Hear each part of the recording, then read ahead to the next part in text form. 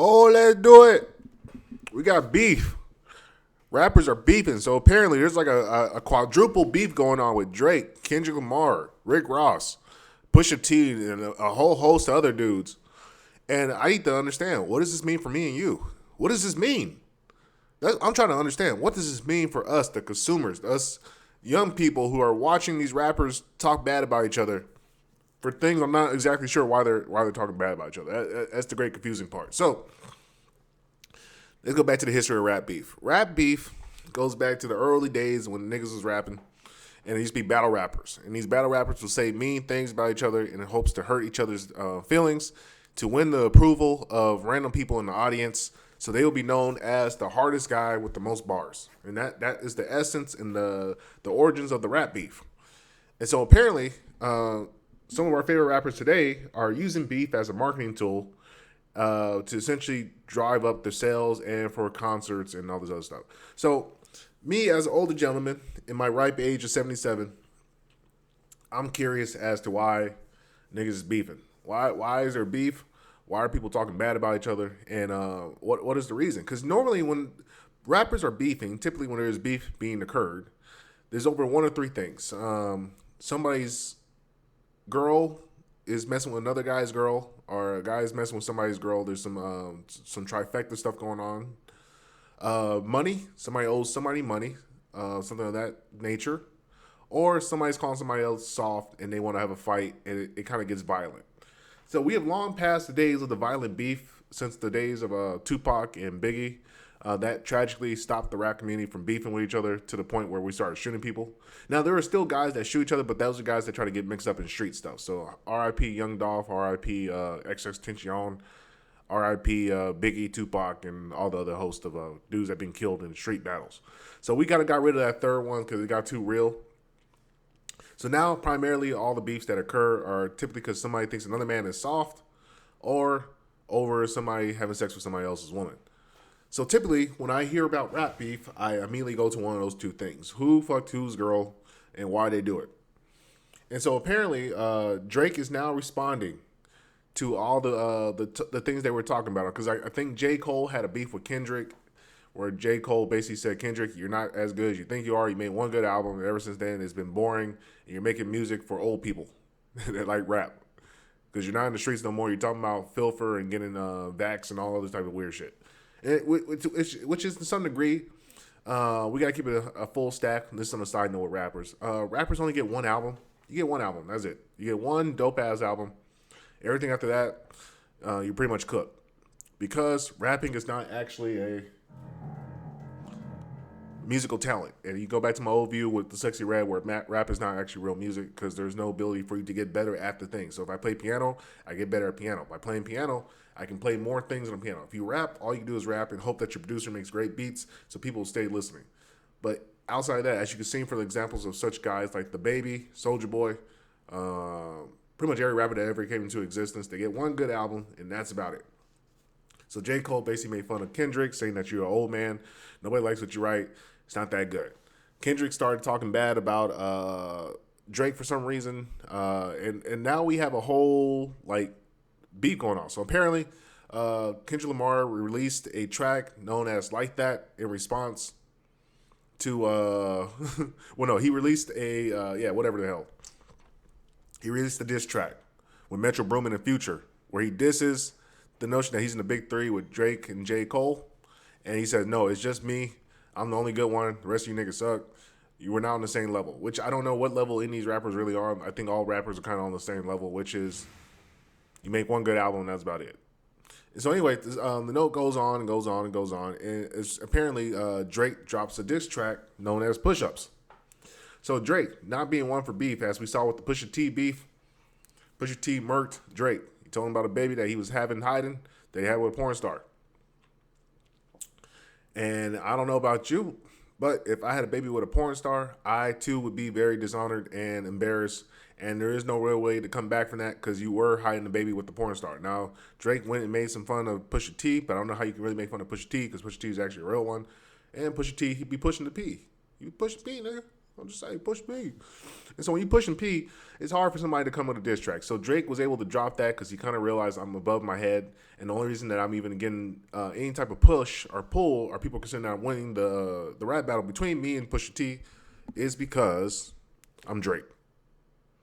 And that's what you start to learn about the rap fans and all these other people is that for the most part, these fans, these people, the people that push all these things out, for the most part, they don't actually like have real bars. Like Drake doesn't really write his own stuff. He has ghostwriters. As Pusha T once mentioned, you don't write your own raps. You got people who write the raps for you. So whatever you put out there is not actually you. We don't even know what you can write or say. And from what I can tell from Drake's tattoos and the way that Drake's been behaving and kind of like what he's doing, Drake appears to be a follower. He's greatly a follower. Also, I would like you guys to go back and review my video about Drake going broke because I'm calling it. Get about 3 or 4 years, that boy going broke because he spends a lot of money. His star is dying out a little bit. Now, when I say dying out, it's all relevant. It's all not relative. It's all relative. It's not the same. So Drake is not going to be as big as he is today as he will be 5 years from now. But will his expenses go down from today as he would from tomorrow? Or will his expenses from today drop more than when he will be in 5 years? I don't think so. I don't think he's good at math because I don't think most people are good at math. And I especially don't think people who rap for a living are very good at math. Unless you're pushing P, because you're pushing T. Unless you're pushing T, because you're pushing P, and you used to be a coke dealer. And if you were really out there selling coke, I imagine you would be good at math. But Drake is an actor, and what I know about actors they are lost people that don't know what to do with their lives. So, Drake is out here. He's talking bad about a couple different guys.